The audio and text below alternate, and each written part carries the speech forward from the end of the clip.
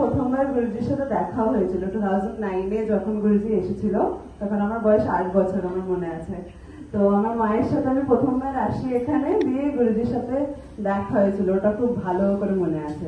তো ওর পর আমার বাড়ি আসলে চাকদা, তো আমাদের ওখানে না কোনো আর্ট অফ লিভিং এর কিছু নেই।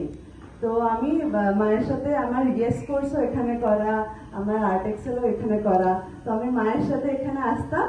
তো মামা যেহেতু আছে, আমার সব এখানেই করা হয়েছিল কোর্স দিয়ে। আমার আর্ট এক্সেল যখন আমি করি তখন আমার বয়স 11 বছর বয়স। তো আমাদের ওদিকে কোনো আর্ট অফ লিভিং এর কিচ্ছু ছিল না। তো একটা বড় সময় আমি শুধু মানে আর্ট এক্সেল যেটুকুনি প্র্যাকটিস করেছি, যেটুকুনি শিখেছি সেটাই প্র্যাকটিস করতাম। আমাদের ওখানে কোনো সাবস্টেন্স ছিল না, কিছু ছিল না। দিয়ে আমি কলেজের জন্য যখন আমি বাইরে যাই কলকাতায়, তখন ওখানে গিয়ে আমি আমার ওখানে, যেহেতু কলকাতায় খুব অ্যাক্টিভ আছে আর্ট অফ লিভিং অনেক জায়গায়, তো বালিগঞ্জ যে সেন্টার আছে ওখানে, তো ওখানে আমি সেবা করি এখন ওখানে। তো ইচ্ছা আছে টিচার হওয়ার পর অ্যাটলিস্ট সবাইকে প্রথমে নিজের জায়গায় যেন আর্ট অফ লিভিংটা স্টার্ট করতে পারি।